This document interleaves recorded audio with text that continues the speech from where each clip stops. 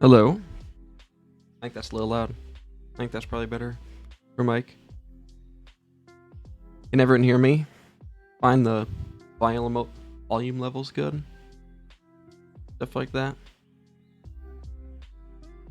I got the background music, the winter lo-fi holiday mix. The copyright free stuff, of course. Okay. Thank you. I made sure to include chat this time. I know people like looking at the VODs and being able to see everyone's reactions. So it's always fun. I don't know how to edit it in afterwards other than it taking forever, but we got it here. There's not a lot of people like that, so yeah. The end of the season, it finally happened. Season took a lot longer than it should have. It should have ended around Thanksgiving time. But, you know, we got another week before the draft, or after the draft as well. One after week 11, to allow the Bobcatzillas to play on land. Another one after that, because Captain didn't schedule their playoff match. And then I had a couple more days, like play grand finals stuff. But we made it. So, yeah. Yeah, it took 2 weeks to schedule grands. I love availability. So, yeah, I hope everyone's doing well around the holidays. I got the Christmas cat bow tie as well, so it's fun. And we've got all the awards here, the same graphics, same sort of layout as we did before, like when I did it with Connor, Fedora Master, so just like I can right now, and chat. So, all the same awards and everything, we're not missing one. We actually have Hall of Fame too, as well, which I'm going to be announcing. So, yeah, we all ready? All good to go. There shouldn't be too much of a delay. I don't have it enabled, so. I got the OBS on my screen, and then my phone here, so I can see how many viewers we have. Yeah, 25. Not our quick bio. Okay. So. Radar. I think so. Let's see if this works. I got the hotkeys. Yeah. Okay.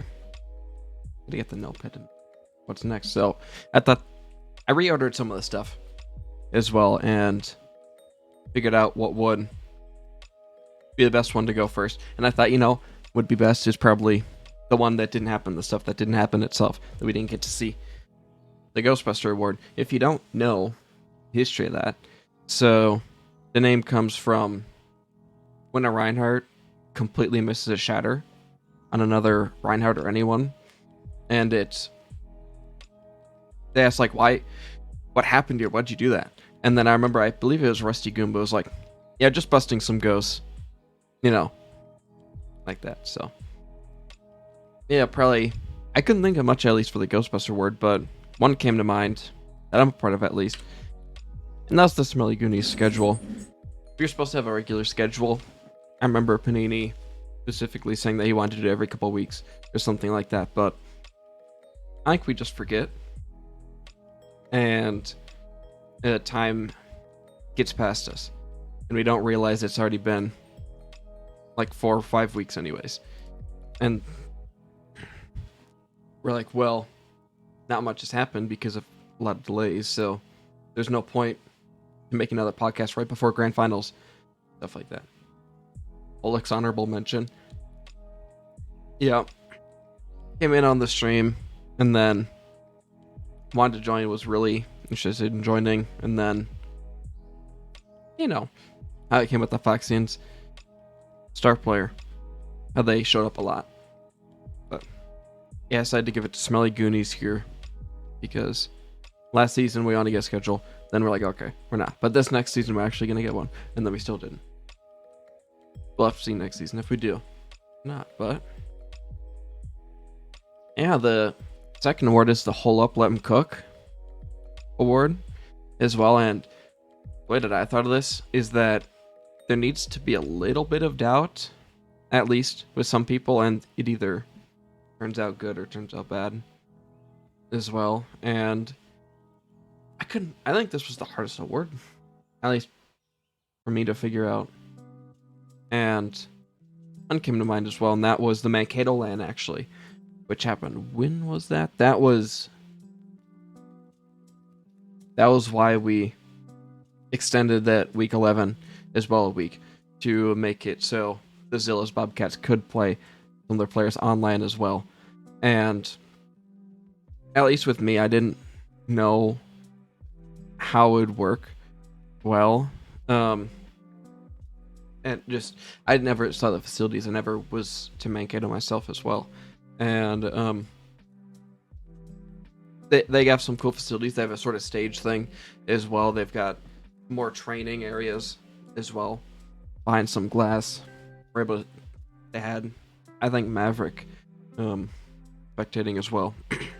Yeah, November 16th is what Wynn's saying. So yeah, it was, I wasn't sure, and I didn't know, we didn't even know if we would be allowed to play the Zillas Bobcats match there. And we're able to talk to some people and then figure out, yeah. But yeah, I know that Maverick was saying that we're able to host other like Aurora lands there as well in Mankato. So I'm not sure how that'd work. We need to figure some stuff out. I think it'd need to be like a weekend tourney because of how each game is scheduled in its own time. Yeah, I'd say also in this award, as you see Mavericks, or Wind, excuse me, start talking about that, it also sort of lumps in that stuff like that Zillas Bobcats game where it was, I heard about it because I was driving back, at least, or I was busy when the game was going on, so I didn't see it, but it was interesting to say the least. And they played like Hanamura. They had Warcasting for a little bit from McDonald's. It was funny, but yeah, I think just a lot of that coming together really showed that it's possible, and that they do have the resources like that. So, best meme. I couldn't think a lot of these initially, but it sort of came back to me after some talking with some people. We're also gonna see some on this side, some nominees now pop up with most of them. So yeah, we got the grilling channel as well, and that came from Paracelsus or Para as well. And yeah, it was Para signed up. It's like, what do you want from this league? What can we do to help accomplish that? And they just wanted a grilling channel, like food or whatever. So we decided to put it in there, and it was good. It was funny. A lot of those people talked together. So yeah, then we have McDonald's War, which is what I was just talking about from that Zillas Bobcats game as well, where he just joined in on Hanamura as well. Started talking my quality and everything. So as well, we have flashy players. I know I've heard that word thrown around a lot, especially this season, and I think a lot of it was based on a lot of the rookies as well, and sort of seeing and debating who'd get Rookie of the Year, who was the flashiest as well. So also a later one that was actually one of my favorites as well was LeBrad James from the grand finals. So where he is just popping off so much on stuff like the Genji, trying to do his best. So yeah, the best meme this season goes to the grilling channel. I think just because of how much it's used, and it's sort of, at least for me, it's incorporating a lot of those people that don't that are newer to the league as well, with that like Shoreline Pie, Para, Silvertall's Sky sort of group as well. Yeah, as they're seeing up there, there's a couple more as well that are good. Shout outs to Yap in North Dakota. I forgot about that one. But Wynn's already got some stuff. So what was it? Quail's PR meme. That's a good one as well. Biggest beef, sort of like what you were talking about, was it? Panini saying Quail's versus PR gotta be biggest beef. I couldn't think of enough to like write in some of those nominees, but I think this season especially, it's not been as bad this season, but biggest beef just has to go to players versus filling out their schedules and their window meets. I think I firmly believe so. Last season we had the sort of same week layout and the scheduling, except the deadline was at the end of Tuesday instead of end of Thursday, like it was this season. And so we just set back a couple of days to make it so people would be able to know their schedules or fill it out. You just have more time. And there were a lot of players that just didn't fill out the window meets and everything. This sort of goes hand in hand with captain versus scheduling, Yak versus score reporting. There's another meme, I guess, too. Can't take enough time to actually make it look nice with that and make it easy for people like EJ. So, yeah, that's gotta be biggest beef this season. And now we have best clips selected by your one and only EJ, as well as the content lead. And he took a while to sort of think about this. And this is going to bring us all the way back, actually, to week 1 of this season, where it is going to be the AST Design Havana team kill, where I believe is the end of their Havana defense, and then he was able to kill everyone on Widowmaker as well. So I've got that here pulled up, so they can watch it. There you go. From the video. Will be able to get contest, so the fight is not over yet, but he's gonna go down, get Steam Max, doesn't have bomb. It's gonna be Fish with the whip, misses. It didn't hit anything, but I don't think it's gonna matter. But Sonic maybe is able to kill AST on the Sombra. AST defines Sonic though. AST is, oh my god, So yeah, it's really good clip. I definitely agree it's one of the best ones, because I remember watching that week 1 and just being an obby because I didn't watch that game as well. So congratulations to AST for that. So, and thank you, EJ, as well. I don't have the videos ready, but what was it? 2 honorable mentions would be the Nathan 5K Moira on week 1, as was the Akua 5K on Doomfist, which was... Oh wait, they're both from week 8, excuse me. So, those would have to be the 2 other honorable mentions, but AC gets that. So, we have the Big Banger Award. And as well, if you are new around here or haven't noticed at least yet, that we're starting out with a lot more of those silly awards, I guess you could... They're not a serious one. And ones where it's like groups of people getting it like this as well. So then we're gonna get into the more the ones that people are waiting on more, so like MVP, like Rookie of the Year, Most Improved, stuff like that. These are the most important, true.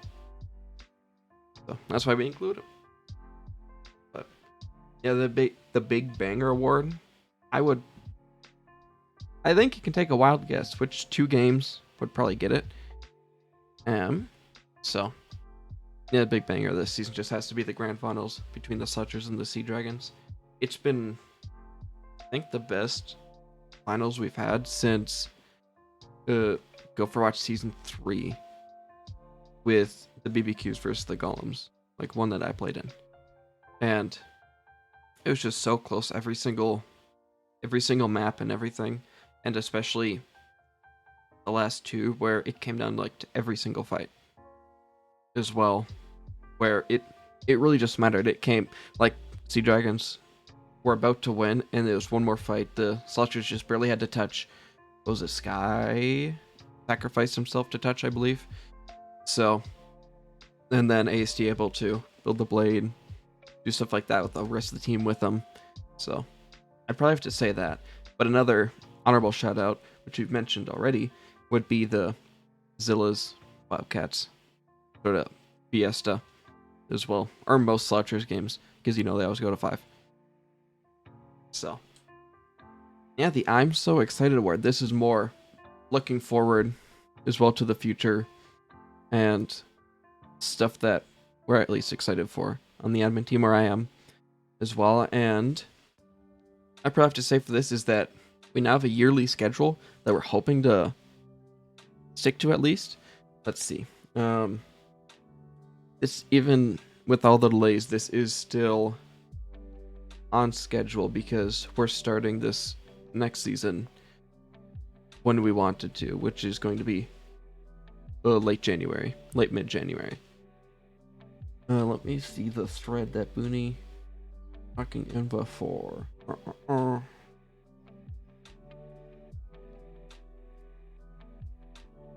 on. Okay. But we're planning to have, I think, 2 or 3 seasons a year, as well as like some micro things, like how we have the 6v6 tourney coming up as well. That's going to be an example of that schedule. Okay, here we go.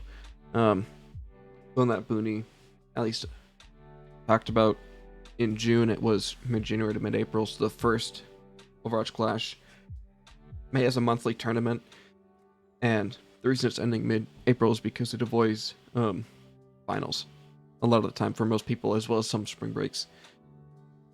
Mid-May to mid-August is the second Aurora, as well. It avoids the beginning of school. Mid-August to mid-September is going to be a World Cup that we're hoping to do something like that, and then September to December is another Aurora Rush Clash with Hall of Fame. So I like it, and we're still able to do that. That's why this season was 11 weeks, because we wanted something like that 8-week like we did last season as well, but we just needed to extend a little bit so we're able to get on that schedule, which we did. Can you post the proposed schedule somewhere? I can. I'll post in feedback or something after that, or after this whole thing, at least. So yeah, I think that's my best thing, my favorite thing coming up, at least. So Shapeshifter Award. Now we get on to a lot more of these type of awards with these individual players as well as like duo. But Shapeshifter is based off of the Shapeshifter role title, which you get from playing Mr. Heroes or just swapping heroes a lot. This is comprised of players that played super well on their off roles, or just played their off role a lot, or like a lot of different off role as well. So we have Toast, who from the couple like played a lot of that DPS, sometimes support, sometimes tank as well, sometimes the ball. Yak going over to the support a lot this season as well, compared to tank and DPS last season, I believe, on the Bunker Brigade. Tommy Slat with the Apes last season, playing a lot of that flex support for the Sayoris as well when I was subbed out, and moved over tank this season. I didn't know how he'd do, and he did really, really well. So, and then we have Flambeau, who would play a lot of that main support for the Sletchers, but we'd sometimes see him on different roles like that tank, at least. So, this is me gave Shapeshifter to Tommy Slat as well. Like I was saying, I didn't know how well Tommy would be on tank. He played tank, I think, first couple weeks of this season, or Sayoris, excuse me, and he did well, but we sort of like laid it off to just have a rotation with me and Tommy as well. And I remember looking at his draft plans and trying to think what he'd do. I'd think he might go for some of his friends and just fall back on support, but he was able to do super well on that tank role with Capri Wolf, the Apes, which ended number 4. Like, his Sletchers were 3. So yeah, congratulations to Tommy. And now the best producer followed by Caster Award, which is chosen by Panini as well. We have Booney of course, and Wind, which did, not to spoil it, but they did like 90% of all the producing and casting this season as well, especially that producing.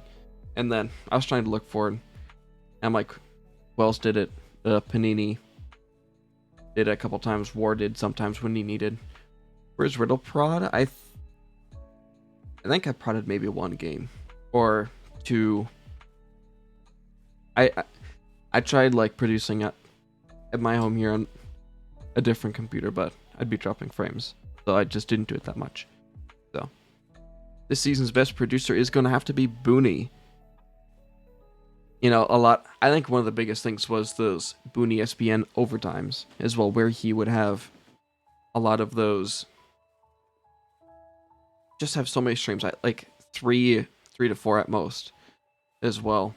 And I don't know how you'd be able to follow along pretty much with all of them. You'd have like the Booney account, Critishon, or whatever he needed, and I just don't know how he did it, but it's what we needed, and I'm really thankful for that. So, Limbo Schlimbo, there you go. Critishon is the older one. Best caster, well, you have Finn Booney again, then you have Topaz as well as War as well. So, Panini gave this to Wind as well, able to cast and produce so much. He told me, he's like, I think Booney, Rod, and Windcaster, or you can just flip-flop them. So, it was really just up in the air between those two.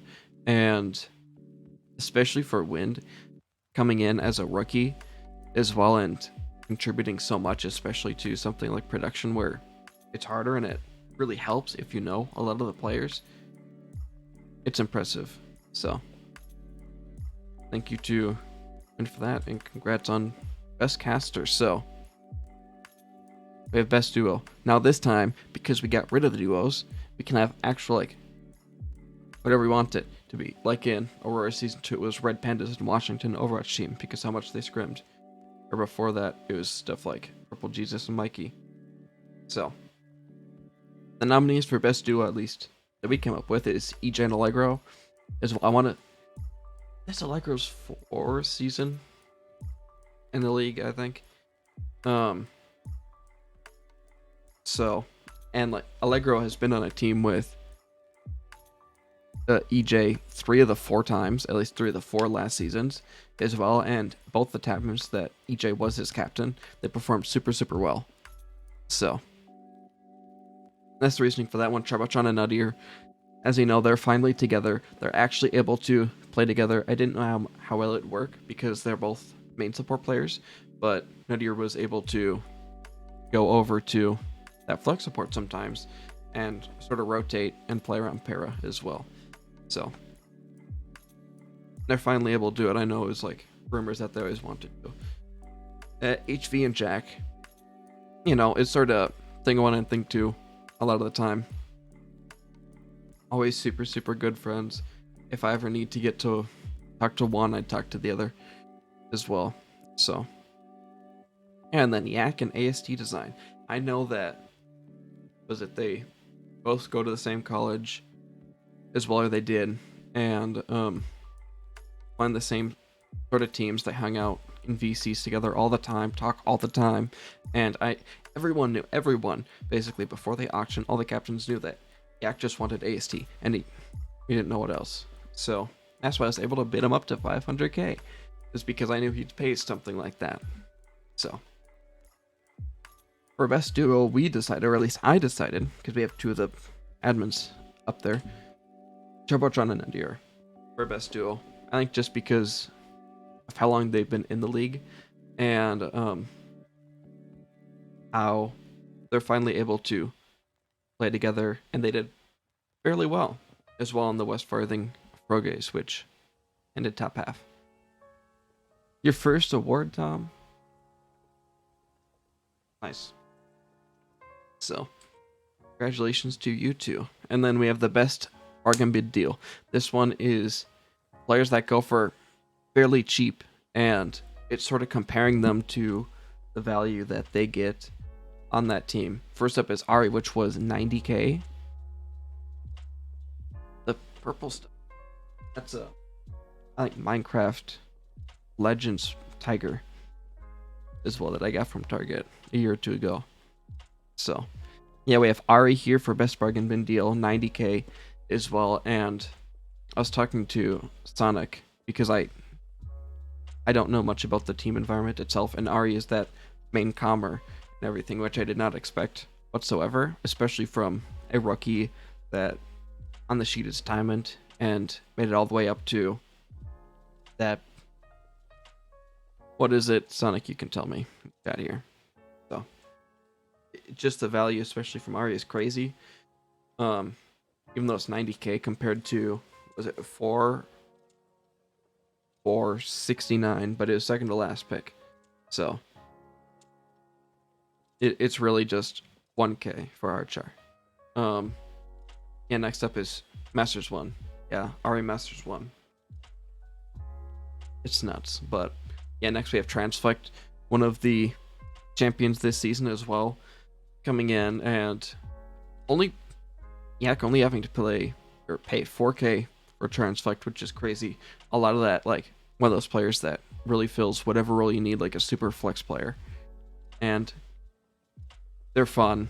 I've been playing a lot with them recently, especially, so yeah, I'd have to shout out Transflect. The next up is Dong Waggler, where Dong also went for 4k to the Lancelot Lancers, and yeah, was a full-time player for the Lancers, playing DPS with Invictus, playing a lot of that flex stuff with Invictus Hitscan, and able to bring some good vibes, some silly vibes. Well, so then lastly is Harchar, who is a Overwatch veteran, if you know, or from all the way back as well. The captain of the Gaming Golems that won Overwatch Season 3 and decided to come back.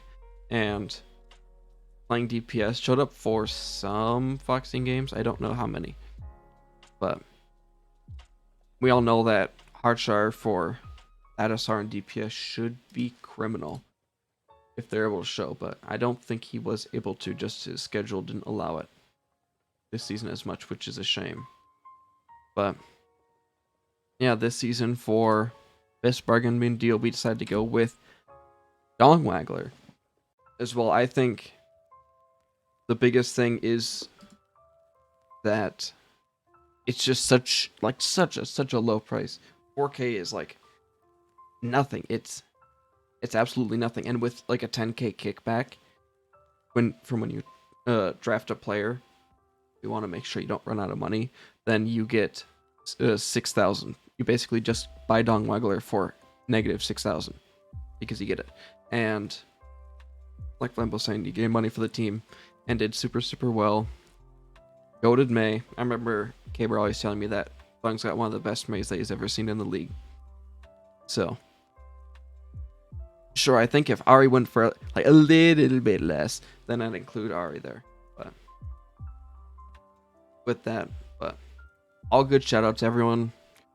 All these guys were, I don't have a back button, but all of them were super good value, and they should be celebrated for that.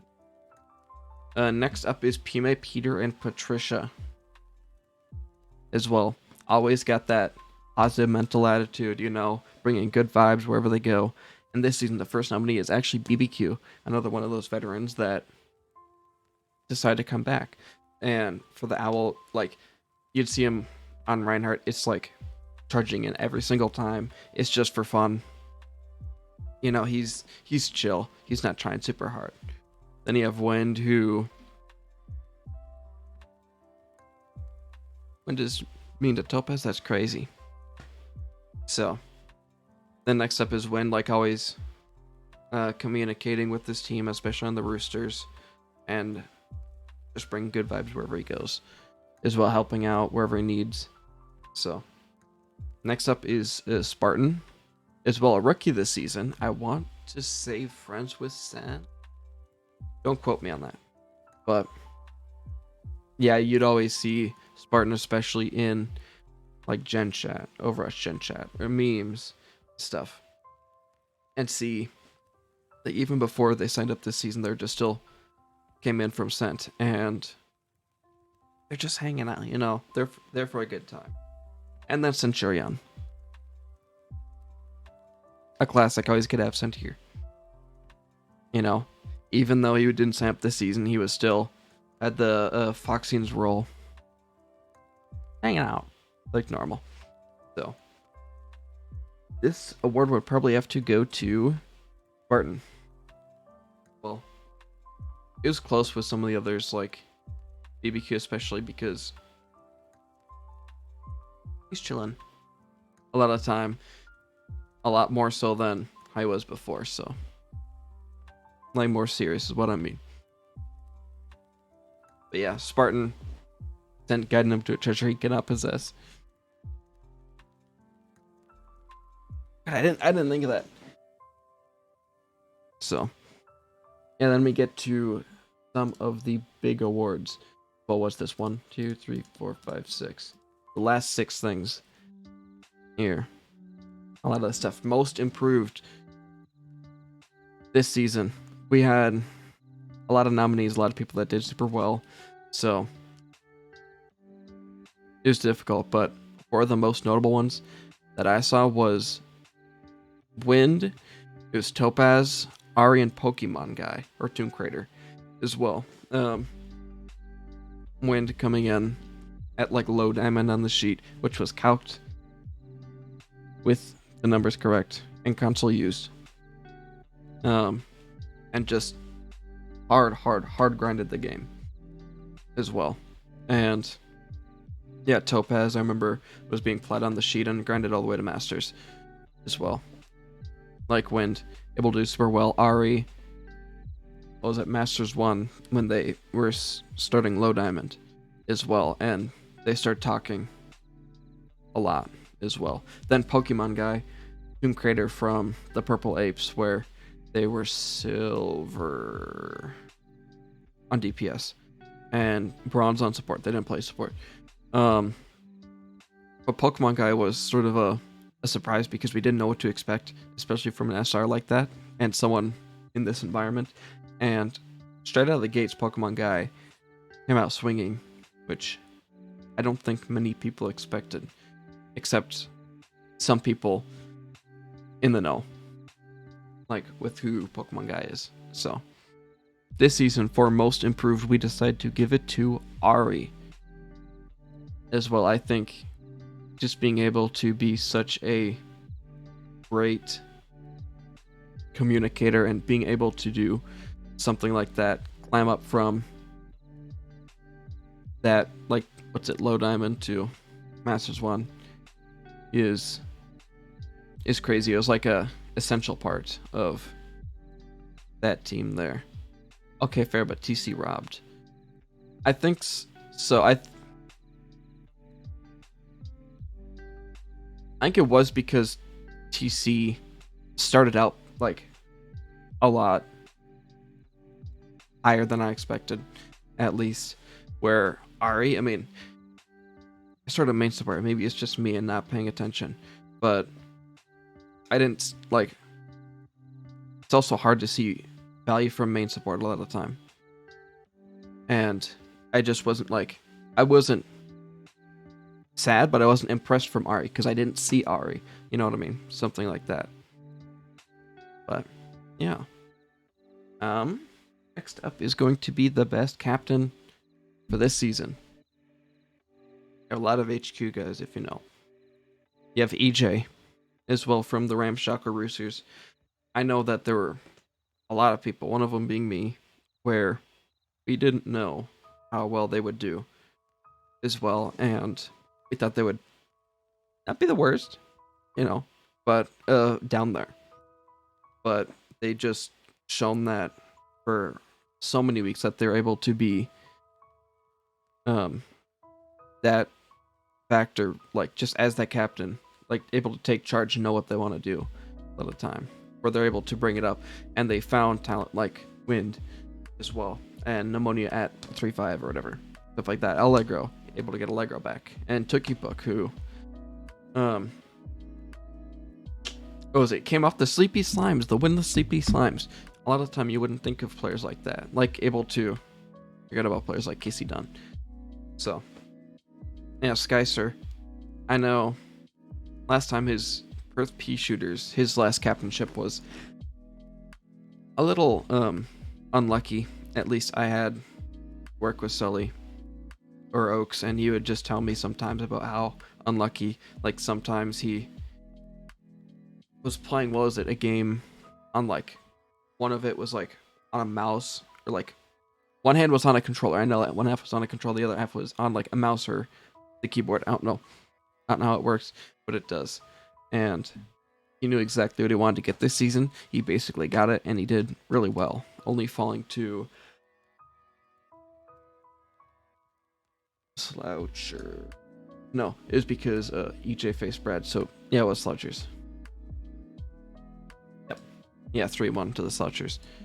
So then we have Tommy Slat, who is a rookie captain coming after their rookie season, like Fire Star Boss. And we didn't know how Tommy would be. It was like, Tommy's chill, and I think he'd know what he'd be able to do, everything. And he did. He was able to get, especially those people he wanted, like Sonomy and Mardox, and then find other people like Panini, D, Capri Wolven, and second team Fire Carter. You know. So. Yeah. Then the last one, of course, has to be Sonic Chronic, where he won last season with the Guangdong Magic Tigers, able to get stuff like the Derek tank working, which he has not shown before, as well as this season finding that talent like Ari, like Melon, Silver Talls for as cheap as they were, Tanic B, stuff like that, Corey. First getting Sky, then trading with the Actu Corey. So, yeah. This season at least. We said to go Sonic Chronic. Here. It really says something that you are able to captain 2 teams, 2 seasons in a row, and get to grand finals both times, and be like millimeters close to getting your second ring as a captain as well, on a different role, because Sonic played main support on the Magic Tigers. So I remember it was like, well, he's calced at 30-50, and we knew he didn't play at that level, so we gave him less budget, and people were complaining. He was complaining, and we're like, we know it's gonna happen. We know it's just gonna happen anyways.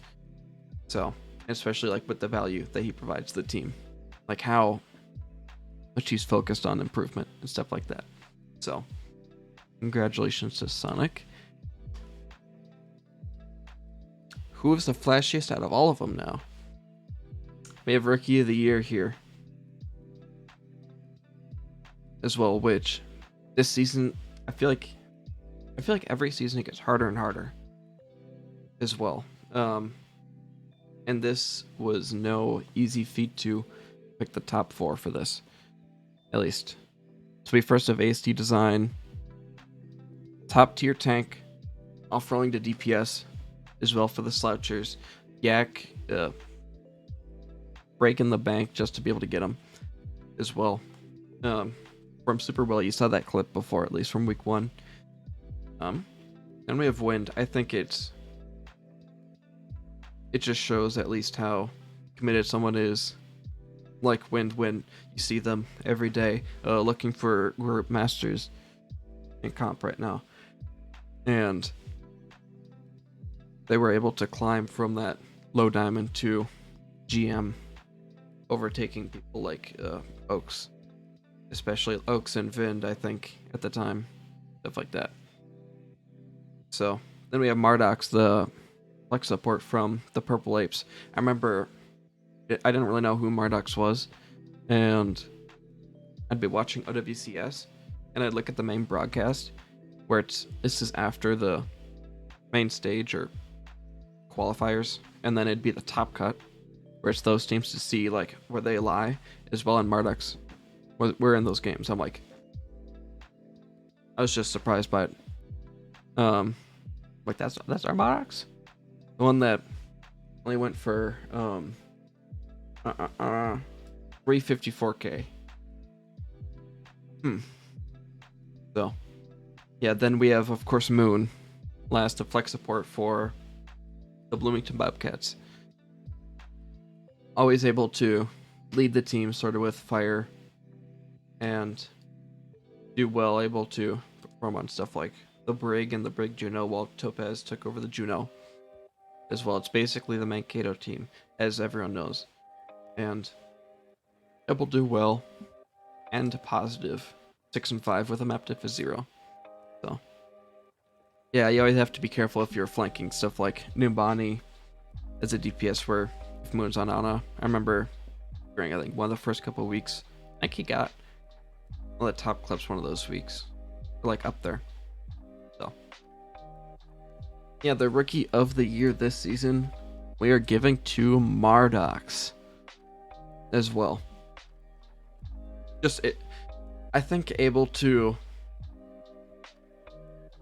able to lead a team sort of like the Apes with Tommy, like that, and just do super well on the flex part. I'd always like look back at the scrims or gameplay, and because I'm a flex support player myself, I'd look at Mardox especially, and then I would see and like I'd just be impressed by Mardox, like time after time. So it's not to put everyone else as well that was nominated down. Everyone was super good this season, especially those nominated, and it was a super difficult player you have to pick out of the group. Only able to win it once, only a rookie one time, as a guy once said. So MVP, this one's all up to you. When I would ping you like weekly, reminding you to fill out your voting forms and get this done. So what are we thinking? I'm seeing a lot of Aries, but I'm also seeing a lot of Sea Dragons, plus Voyager saying Ari. Fire. Listen to his team and decide to nominate himself. Wind.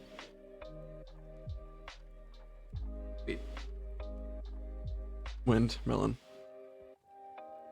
Alright.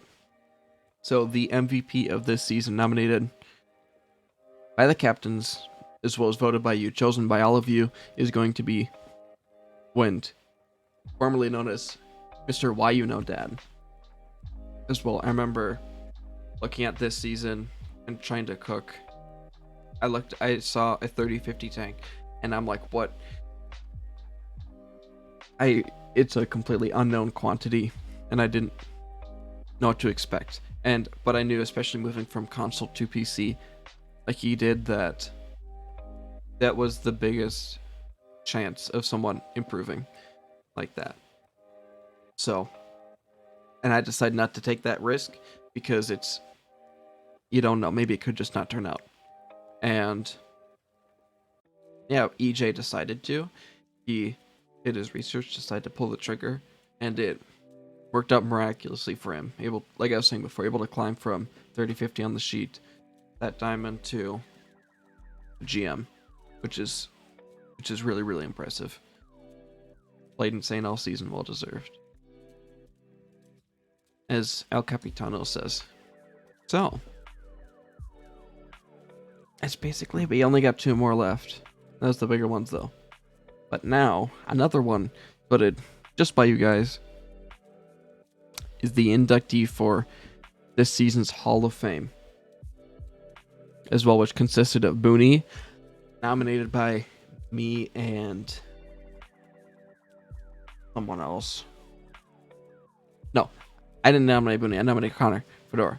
I was thinking about nominating Booney, but I wanted to sort of spread out because it was Flambeau and Panini that nominated Booney. Panini was nominated by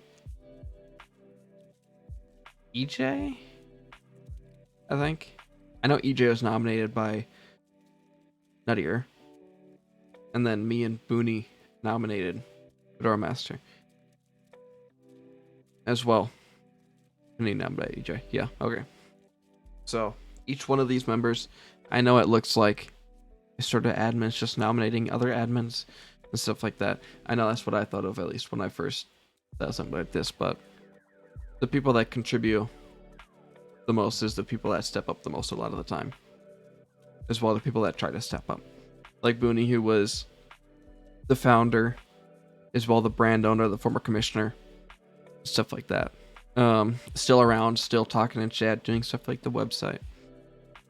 So then we have Panini, who's prod head. He's like always invested, gets content flowing, sort of like that Smelly Goonies.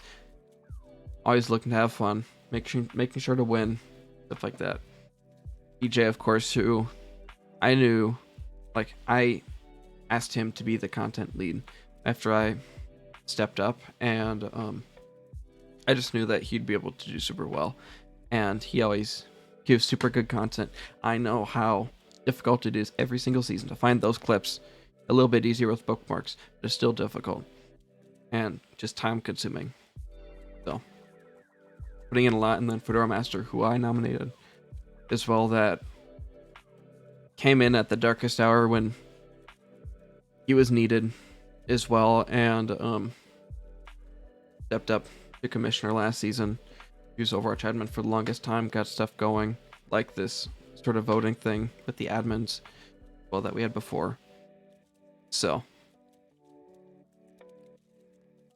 your Aurora Hall of Fame inductee for this season, chosen by you, is Fedora Master. The one and only. I don't know if he's watching because he might be at work. He is watching. I see you in chat.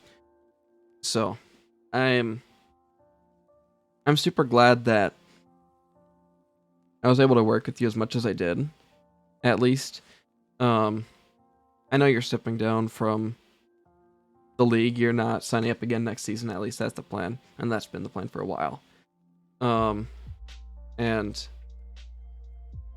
I know how much you care about the community and everyone that's in it. And I'm happy that you were able to help, and I'm super grateful because I know we couldn't have done it without you. So, yeah. All right. Some of you may have known that I missed an award, at least. That's because I put it at the end of the Hall of Fame. Where'd it go? Oops, oh, it's over. Hold on. I accidentally restarted the thing. Oh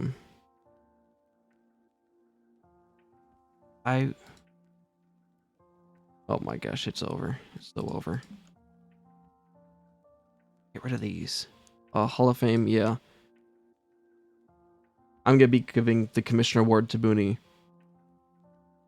as well here, because I was going to nominate Booney at least here from the Hall of Fame, and then I heard that other people were doing it, so I sort of wanted to just spread the love, and see what happens. I believe that, like, you see many people talking right now in chat that they're surprised that Booney didn't get Hall of Fame. You voted it, at least, like, as a community. But I don't know how. And it was it lead creator, main producer, head of development, former commissioner, overall leader. So I really don't know how you don't get it, but it's sort of the meme, I guess. And I'm really thankful, at least, for what you've done. I know that you've taken a step back from some stuff, but you make sure to still show that you really care. You still show up in a lot of those group chats, a lot of those stuff like that, having fun, everything like that. Working on the website, the autoprod, I think, was it this season or season before? Last season. It was last season where it was implemented in the beginning. Stuff like that. It's just been, like, absolutely crucial to get new people like Win, like War, me or Panini or whoever's prodding able to do it this season's the first full with it. Yeah, stuff like that, stuff like the website. I know that you're always giving me leaks with stuff and asking my opinion on stuff like that. The stats, which Panini's had you in the minds for a month, maybe more. I don't know. So it's just stuff like that, and always improving, always giving, and stuff like that. I know that we work there to earn the right to work. So it's just, I'm really thankful for everything you've done. I know you may not be at least the commissioner title, but it still feels like you give as much, the same amount, with a lot of that stuff, a lot of that planning, like that schedule thing where you did it in the beginning of this season, as well as like the website stuff, and just helping out wherever you can, giving feedback, everything like that. So I'd like to make sure to thank you for that, make sure that it's known that your work is being acknowledged and loved and used by everyone. Even if for some reason a lot of the new people or something can't or won't vote for you. I didn't make the form, so I can't see. So yeah. That does it for me, at least. Yeah, that was all the awards that I had. So yeah, we have the, what is it? The 6v6 tourney happening January 3rd to the 5th, with the signups closing tomorrow. If you want to do that, I don't know how well it'd work because I think we might have a fine number of 3 teams, but may as well thought I'd mention it. Yeah, we're hoping to get signups for season 7 out really soon. I'm gonna start talking with a lot of the admins as well about stuff that we want to change, so we're able to get that sign up out, have it out for 2 weeks as well, where we can start late January, mid-late January. So yeah, that's it for me, at least. Everyone here, so thank you again for another good season of Aurora. It was fun. It was confirmed. No, that's not true. Yeah. Ready here first. Yeah, it's fun season. I'm glad that everyone joined who did. I know that Wind was talking to a lot of people at the LAN about joining as well. So we're always happy to have people like that. What was it? Like Silvertall's, as I assume, getting other people like Shoreline Pie, Sky, stuff like that, and Para. Fun, so yeah, I think that about does it. So stay tuned for the next coming season, next event. You should see content for 6v6 coming out 2 weeks, about a little bit less than 2 weeks. I get fit Shoreline Pie Sky, not Tannic. Right. All right. It's been good. All right, 07.